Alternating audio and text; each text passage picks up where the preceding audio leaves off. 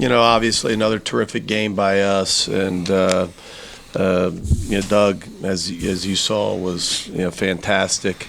For 8+ innings and against a really really good offense, and just not a lot of traffic on the bases throughout the outing. But the few times that they did have runners, he does what he's done all year long. And, I think still, even after, whatever game it is, 60-something games, I think we're still amazed, that he, as a freshman, continues to do what he does. But, of course, I think that's the story. But, the other story is I just thought a great approach, by our hitters, Zebo and Coop with the home run, in the second inning.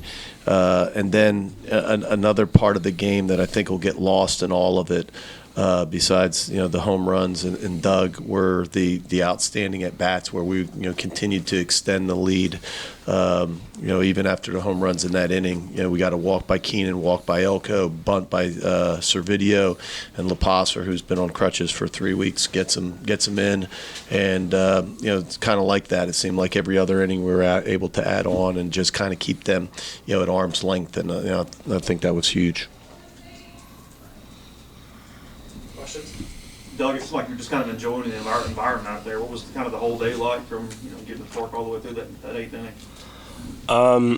It was, the game sort of kind of flew by for me. It started to go by really quickly once I got past those first tough few innings, trying to figure out their offense and how to approach them.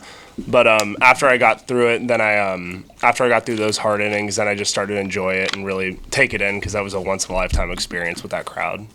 You got 3 ovations there. At the last one, however, the standing ovation, what was that like for you in a postseason environment to get that response? I mean, it was really incredible to see how great our fans were tonight and how great they responded to, like, the way we played tonight was just fantastic, and I was just really happy with the way I pitched. Doug, is there something you turning it up these last 2 starts, postseason play, most on the line that there has been all season, and it's probably been your best 2 starts of the year?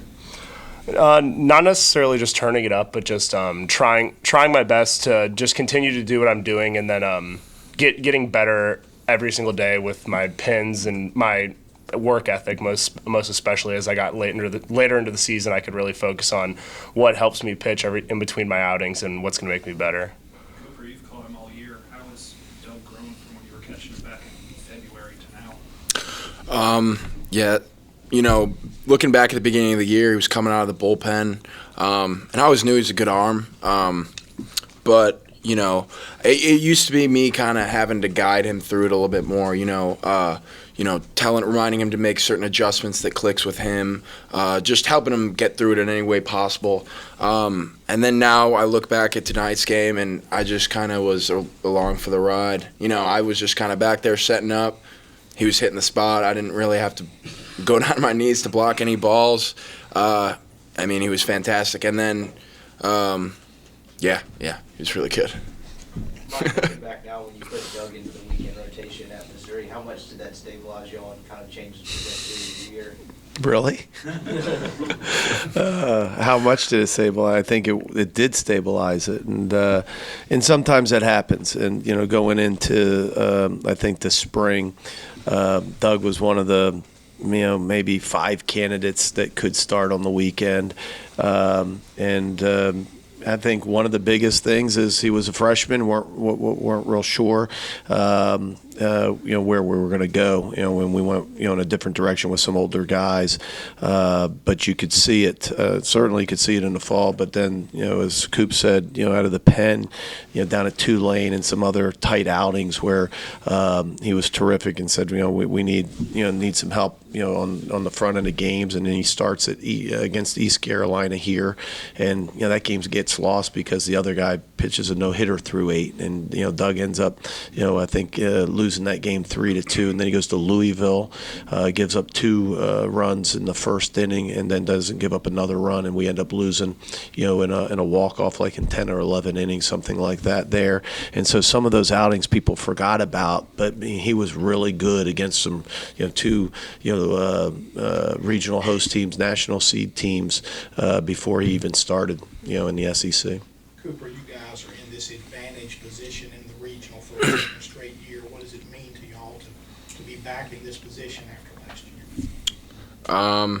I think just, the biggest thing for us is to be where our feet are. We don't know who we're going to play tomorrow, what time, and looking in the past really doesn't do you any good. So I think we're all feeling pretty good about the way we're playing right now, and I think we're feeling pretty confident about ourselves and about each other and about the team as a whole. And I think we're just right here, right now, and whoever we play and what time tomorrow, we'll show up and we'll do it, and we'll just keep playing the baseball we've been playing. For Cole or Cooper, you see those guys hit 3 homers yesterday. You guys were both part of the 3 today. Is there a bit of that power hitting that's kind of contagious? Yeah, I'd say it is. I'd say, our lineup's getting more consistent to where we're all sticking with our approaches and, just trying to do some damage, and that's what happens when we stick with our approach. Mike Clemson started, had a perfect game through 8 innings, or in the 8th.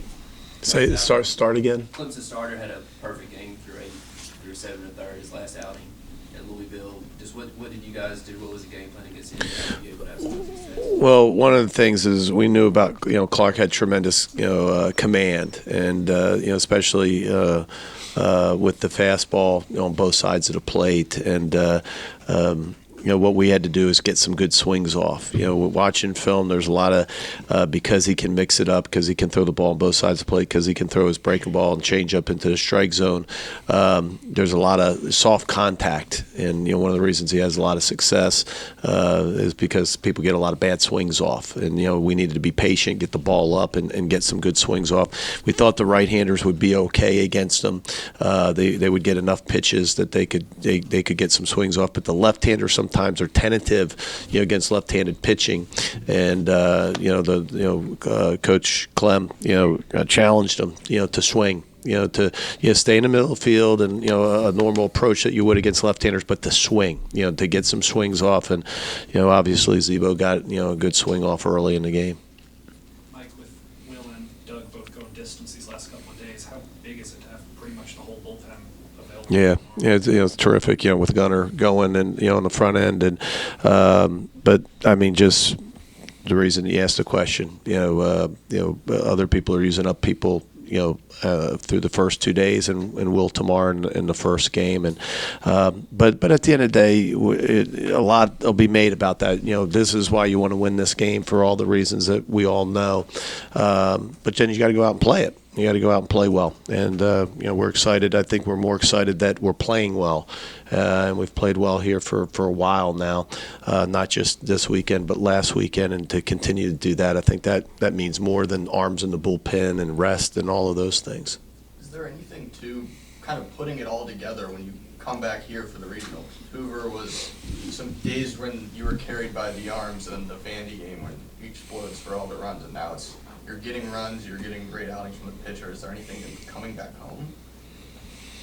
Is there something to coming back home? I don't understand the question.